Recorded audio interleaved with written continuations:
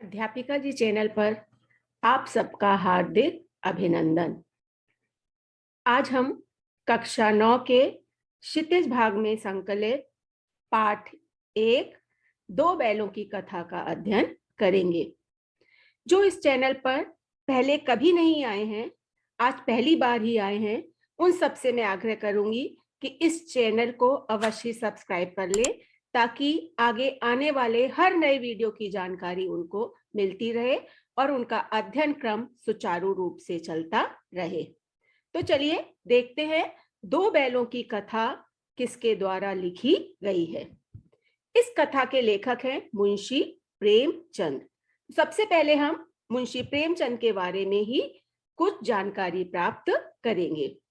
मुंशी प्रेमचंद हिंदी साहित्य में एक महान कथाकार और उपन्यास सम्राट के नाम से जाने जाते हैं।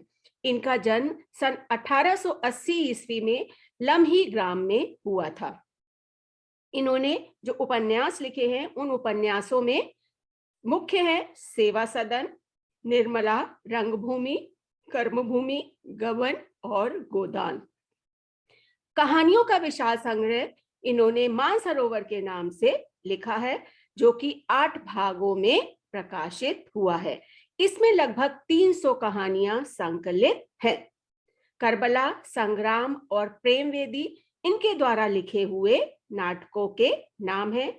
इन्होंने निबंध भी लिखा है, जो कि कुछ विचार के नाम से प्रकाशित हुआ है। इनके उपन्यासों में गोदान जो है वो हिंदी का एक श्रेष्ठ उपन्यास है। इनकी मृत्यु सन 1936 ईस्वी में हुई थी। अब हम माइंड मैप के द्वारा इस पाठ का अध्ययन करेंगे। इस पाठ में दो बैलों, जो कि हीरा और मोती के नाम से जाने जाते थे, ये दोनों ही बैल झूरी काछी के बैल थे। तो हीरा और मोती के प्रति झूरी काछी का प्रेम। फिर बैलों को गया के घर भेज देना, गया का हीरा मोती के साथ दुर्व्यवहार, छोटे बच्ची का बैलों के प्रति प्रेम, गया के घर से बैलों का भाग निकलना, रास्ते में सांड का मिलना, मटर के खेत की घटना, फिर बैलों का फिर से कांजी हाउस पहुंचना, कांजी हाउस में हीरा मोती की नीलामी, हीरा मोती का वापस झूरी के पास पहुंचना। इस प्रकार से ये पूरा कथाक्रम चलता है और हम इस कथाक्रम के द्वारा इस कहानी का भली भांति स्पष्टीकरण कर सकते हैं। तो चलिए देखते हैं कि इस कहानी में प्रेमचंद ने किस तरह से वर्णन किया है। सर्वप्रथम कहानी का प्रारंभ गधे की विशेषताओं के साथ लेखक ने किया है। संसार में गधे को सबसे बुद्धिहीन प्राणी समझा जाता है। गधा शब्द आज मूर्ख के अर्थ में रूढ़ हो गया है, अर्थात हमें यदि किसी व्यक्ति को मूर्ख कहना हो तो हम उसे गधा कहते हैं, लेकिन मनुष्य का ऐसा मानना बिल्कुल गलत है। गधे के संबंध में जो प्रेमचंद जी की धारणा है वो बिल्कुल इसके विपरीत थी। लेखक के अनुसार गधा सबसे सीधा और संतोषी जीव होता है। उसे कुछ भी खाने को दे दो, कितना भी उससे काम करा लो, लेकिन वह कभी उफ तक नहीं करता है। गाय भी बहुत सीधी होती है, लेकिन कभी कभी वह भी सींग मार ही देती है। ब्याई हुई गाय तो अचानक ही सिंगनी का रूप धारण कर लेती है। कुत्ता भी बहुत गरीब जानवर है, लेकिन कभी कभी उसे भी क्रोध आ ही जाता है, किंतु गधे को कभी क्रोध करते नहीं सुना ना देखा। सुख दुख हानि लाभ किसी भी दशा में उसे बदलते नहीं देखा। अर्थात लेखक ये बताना चाहते हैं कि जो गधा होता है वो वास्तव में बहुत ही सहनशील प्राणी होता है। हालांकि और भी बहुत से जानवर हैं जो सीधे होते हैं, जिनमें की गाय है। गाय बहुत ही सीधी होती है, लेकिन फिर भी गाय को कभी कभी क्रोध आ जाता है, और जो ब्याई हुई गाय होती है, अर्थात जिसने अभी अभी बच्चे को जन्म दिया है, वो तो कभी कभी एकदम शेरनी का रूप जो है वो धारण कर लेती है, लेकिन गधा जो होता है उसको कभी भी क्रोध करते हुए नहीं देखा। उससे कितना भी काम करा लो, कैसा भी उसे खाने को दे दो, लेकिन वो चुपचाप हर काम करता रहता है। ऋषि मुनियों के समतुल्य गधा। लेखक प्रेमचंद ने तो गधे की उपमा जो है वो ऋषि मुनियों के दे दी है। उनका मानना है कि गधा जो है वो ऋषि मुनियों जैसे गुणों को रखने वाला है। प्रेमचंद जी का मानना है कि ऋषि मुनियों में जो गुण पाए जाते हैं वही सब गुण गधे में भी पाए जाते हैं। ऋषि मुनि संतोषी होते हैं, सहनशील होते हैं, इसी प्रकार से गधा भी संतोषी और सहनशील प्राणी है। उससे जितना मर्जी काम करवा लो, कभी उफ तक नहीं करता है। अतः गधे की तुलना मूर्ख व्यक्ति से करना बिल्कुल भी ठीक नहीं है। प्रेमचंद जी का मानना है कि गधे के अंदर जो गुण होते हैं वही ऋषि मुनियों के अंदर भी होते हैं। फिर हम गधे की तुलना मूर्ख व्यक्ति से क्यों करते हैं? गधे से कुछ कम सीधा जानवर बैल होता है। तो जितना गधा सीधा होता है उसे ही समतुल्य, उससे थोड़ा सा कम सीधा जो है वो बैल होता है। और ये जो कहानी है दो बैलों की कथा, ये दो बैलों के बारे में ही है। झूरी काछी के बैल हीरा और मोती। इस कहानी में हीरा और मोती का वर्णन किया गया है, जो कि झूरी काछी के बैल थे।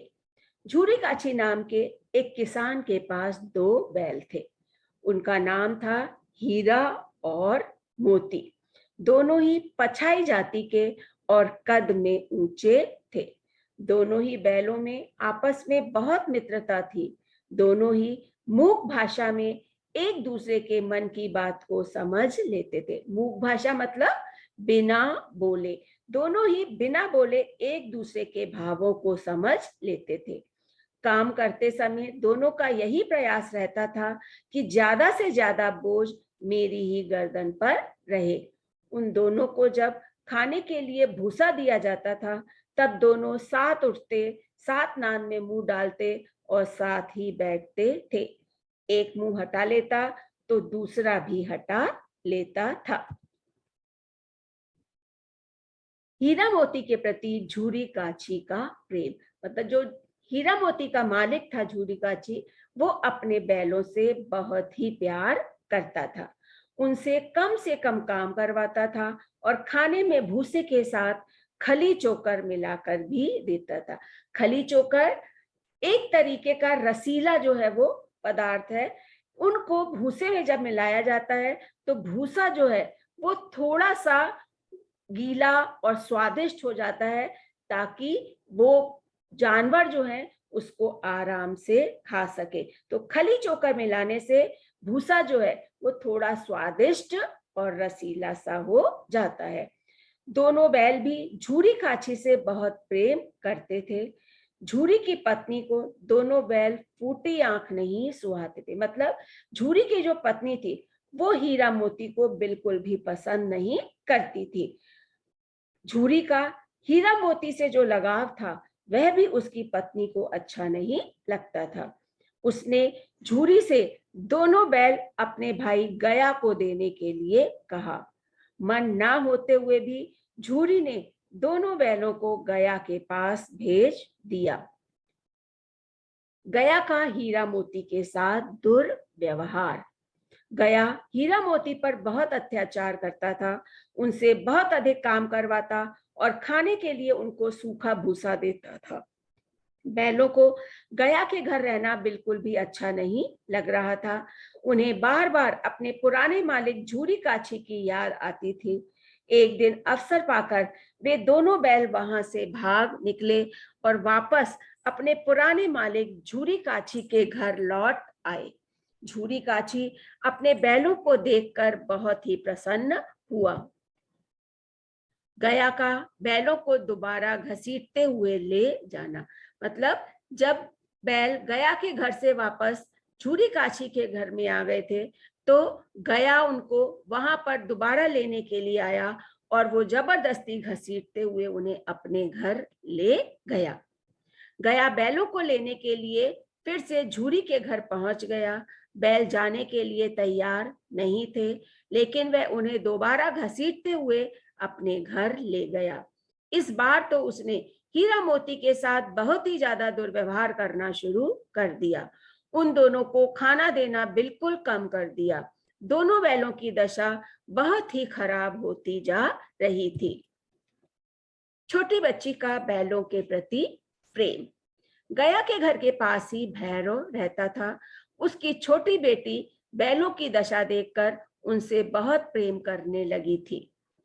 उस बच्चे की जो माँ थी वो सौतेली थी, जो उसको बहुत मारती थी, इसलिए बैलों से उसे लगाव हो गया था। बैलों का इस तरह भूखा रहना उस बच्ची से देखा नहीं जाता था। वह रोज अपनी रोटी में से 2 रोटी बैलों को खिला जाती थी। हीरा मोती भी उस बच्ची से बहुत प्रेम करने लगे थे। उस छोटी बच्ची की सहायता से ही हीरा मोती दोबारा गया के घर से भाग निकले। रास्ते में सांड का मिलना। मतलब जब वो हीरा मोती गया के घर से दोबारा भागे तो रास्ते में उनको मुलाकात एक सांड से होती है। रास्ते में हीरा मोती ने एक सांड को बहुत गुस्से में आते हुए देखा। उससे भिड़ना अपनी जान से हाथ धोना था। मतलब वो जो सांड था वो बहुत ही खूंखार भयानक था। उससे भिड़ना हीरा मोती को लगने लगा था कि यदि हम उससे लड़ेंगे तो हमारी जान जो है वो चली जाएगी। उन दोनों को लगा कि वह सांड से जीत नहीं पाएंगे। तब उन दोनों ने यह निश्चय किया कि एक साथ मिलकर यदि सांड से लड़ेंगे तो जीत सकते हैं। दोनों ने एक साथ मिलकर सांड से लड़ना शुरू किया और इस प्रकार उन्होंने सांड को हरा दिया। यहाँ पर लेखक हमें यह बताना चाहते हैं कि यदि हम काम मिलजुल कर करते हैं तो हम मुश्किल से मुश्किल काम को भी आसानी से हल कर लेते हैं। मटर के खेत की घटना।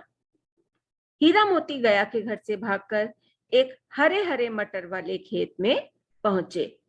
हरी हरी मटर देखकर उनका मन मटर खाने के लिए करने लगा, क्योंकि उन्होंने बहुत दिनों से खाना नहीं खाया था। इसलिए जैसे ही उन्होंने मटर का खेत देखा तो मटर देख करके उनका मन जो है वो उसको खाने के लिए करने लगा। हीरा ने बहुत मना किया लेकिन मोती नहीं माना। वह खेत में घुस गया। तभी 2 व्यक्ति लाठी लेकर खेत में आ गए और मोती को पकड़ लिया। जब हीरा ने देखा कि साथी पकड़ा गया है तो वह भी वापस लौट आया और इस प्रकार हीरा मोती दोनों पकड़े गए। इस घटना के माध्यम से लेखक ये बताना चाहते हैं कि हीरा और मोती दोनों में ही आपस में बहुत घनिष्ठ मित्रता थी। इसके माध्यम से लेखक इस मूल्य पर भी प्रकाश डालना चाहते हैं कि मित्र की असली पहचान जो है वो विपत्ति में ही होती है। एक सच्चा मित्र विपत्ति में कभी साथ नहीं छोड़ता है। क्योंकि जब मोती को पकड़ लिया गया, हीरा यदि चाहता तो भाग सकता था क्योंकि वो दूर जा चुका था, लेकिन जैसे ही उसने देखा कि मोती पकड़ा गया है वह वापस लौट कर आ गया और उसे पकड़ लिया गया। इस प्रकार दोनों मित्र जो है वो एक दूसरे के लिए सब कुछ करने के लिए तैयार रहते थे। कांजी हौस की घटना। हीरा और मोती को आवारा पशु समझकर उन्हें कांजी हौस में बंद कर दिया गया। वहां बहुत सारे जानवर बंद थे। उन सबके साथ बहुत दुर्व्यवहार किया जाता था। हीरा मोती ने जब जानवरों के साथ होता हुआ दुर्व्यवहार देखा तो उन्होंने निश्चय किया कि वे अवश्य ही सभी जानवरों को वहां से आजाद करवाएंगे। हीरा और मोती ने मिलकर दीवार पर सींग मार मारकर दीवार को गिरा डाला और सभी जानवरों को वहां से भाग जाने के लिए कहा। तभी कांजी हौस का रखवाला आ गया और उसने हीरा मोती दोनों को मोटी रस्सी से बांध दिया। 7 दिन तक उन्हें खाने के लिए कुछ भी नहीं दिया गया। पीने के लिए पानी भी केवल दिखा दिया जाता था। दिन दिन हीरा मोती बहुत ही कमजोर होते जा रहे थे। उन्हें लगा कि इससे अच्छा तो गया ही था, कम से कम खाने को सूखा भूसा तो दे देता था। हीरा मोती की नीलामी। जब कांजी हाउस में हीरा मोती रह रहे थे तो एक दिन ऐसा उन्हें पता चला कि आज उनकी नीलामी जो है वो की जाने वाली है। एक दिन हीरा मोती को पता चला कि उन दोनों को बेचा जा रहा है। वहां पर लोग आते, लेकिन उन दुर्बल बैलों को देखने के बाद कोई भी उन्हें ले जाने के लिए तैयार नहीं था। तभी एक बहुत ही डरावना व्यक्ति, जिसकी लाल लाल आंखें थीं और बड़ी बड़ी मूछें थीं, उन बैलों के पास आया और उसने उन दोनों बैलों को खरीद लिया। उस नए मालिक को देखकर हीरा मोती डर के मारे कांपने लगे। उन्हें लगा कि अब ये जो नया मालिक है, पता नहीं उनके साथ कितना दुर्व्यवहार करेगा। नीलामी के बाद दड़ियल के साथ हीरा मोती, मतलब जब हीरा मोती को नीलाम कर दिया गया तो जिस व्यक्ति ने उनको खरीदा था, उस व्यक्ति के साथ वो हीरा मोती जो है वो चुपचाप चलने लगे।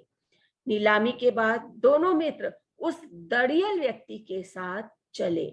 जिस रास्ते पर वे जा रहे थे, थोड़ी दूर चलने के बाद उन्हें वह रास्ता परिचित सा लगा। दोनों के शरीर में एक अजीब सी फुर्ती आ गई। उनकी सारी थकान और दुर्बलता गायब होने लगी। वे पूरी ताकत से जोर लगाकर झूरी के घर की ओर भागे और अपने बांधे जाने वाले स्थान पर जाकर खड़े हो गए। अर्थात जब वो दोनों बैल हीरा और मोती डड़ियल व्यक्ति के साथ जा रहे थे, तो वो थोड़ी दूर जाने पर उनको लगा कि ये रास्ता तो वही है जो उनके पुराने मालिक झूरी काछी के घर को जाता था।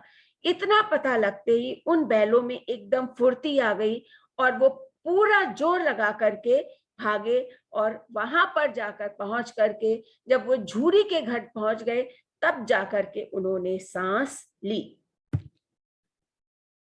हीरा मोती का वापस झूरी के पास पहुंचना।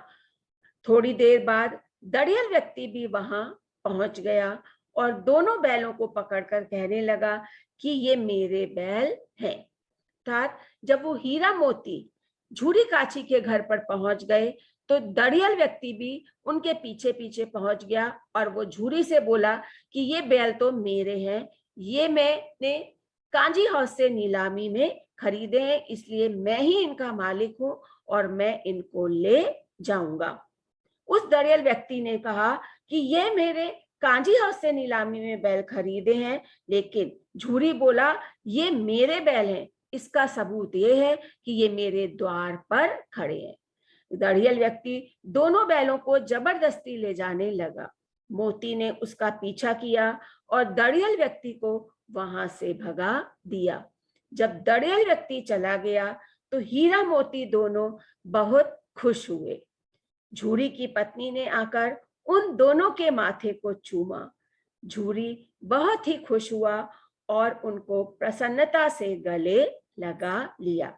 इस प्रकार से ये कहानी इस जगह पर समाप्त होती है कि वो जो हीरा मोती जिनका मालिक झूरी काछी था, वो उनसे इतना प्रेम करता था कि इतने जगह घूमने के बाद भी अंत में वो दोनों बैल अपने मालिक जो उनसे बहुत प्रेम करता था, जो उनका बहुत ख्याल रखता था, उन्हीं के पास जाकर के पहुंच जाते हैं। अब इस पाठ के हम कुछ कठिन शब्दों के अर्थ जानते हैं ताकि हमें ये पाठ अच्छी तरह से समझ में आ सके।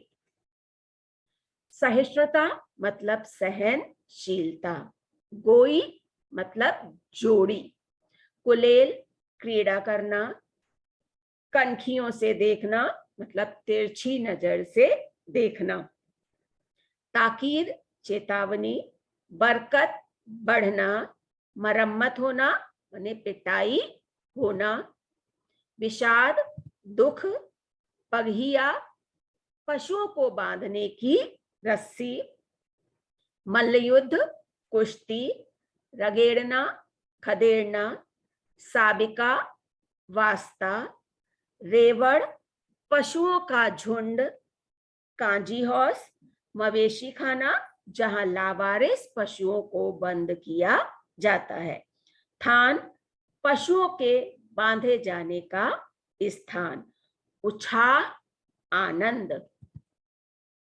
अब इस पाठ में जो कुछ कठिन पंक्तियां आई हैं उसका हम आशय स्पष्टीकरण देखने का प्रयास करते हैं। ऋषि मुनियों के जितने गुण थे वे सभी उसमें पराकाष्ठा को पहुंच गए हैं। यहाँ पर इस पंक्ति के द्वारा लेखक ये बताना चाहते हैं कि जो गधा होता है, वास्तव में जो गधा है वो मूर्ख की श्रेणी में नहीं आता है। ऋषि मुनियों के अंदर जो सहनशीलता है, ऋषि मुनियों के अंदर जो संतोष होता है, वही सहनशीलता और वही संतोष गधे में भी होता है। इसलिए प्रेमचंद ने ऋषि मुनियों से ही गधे की तुलना की है। दूसरी पंक्ति, अवश्य उनमें कोई ऐसी गुप्त शक्ति थी जिससे जीवों में श्रेष्ठता का दावा करने वाला मनुष्य वंचित है। यहाँ पर लेखक पशुओं के अंदर जो एक छुपी हुई शक्ति है उसके बारे में बता रहे हैं। हीरा मोती जो दोनों थे उनके अंदर एक ऐसी गुप्त शक्ति थी कि वो बिना बोले ही एक दूसरे की बात को समझ लेते थे। लेखक का ये कहना है कि जो शक्ति उन बेजान बेजुबान पशुओं में थी वो शक्ति मनुष्य के अंदर नहीं है, जबकि मनुष्य जो है वो सभी जीवों में श्रेष्ठ है, लेकिन फिर भी वो ऐसी शक्ति से वंचित है क्योंकि वह बिना बोले बिना कहे किसी की बात समझ नहीं पाता है। अगली पंक्तियां, उस एक रोटी से उनकी भूख तो क्या शांत होती, पर दोनों के हृदय को मानो भोजन मिल गया। यहाँ पर इस पंक्ति में लेखक उस समय का वर्णन कर रहे हैं जबकि वो दोनों बैल गया के घर में पहुंच गए थे और गया उनको बिल्कुल सूखा भूसा देता था। कुछ समय के पश्चात उसने उनको खाना देना भी बंद कर दिया था। तब उन्हीं के घर के पास जो भैरव की लड़की रहती थी उसको उस पर दया आ गई थी और वो क्या करती थी कि उसके पास जो खाना होता था उसकी सौतेली माँ उसको जो कुछ खाना खाने के लिए देती थी उनमें से ही वो एक रोटी आकर के बैलों को दे जाती थी।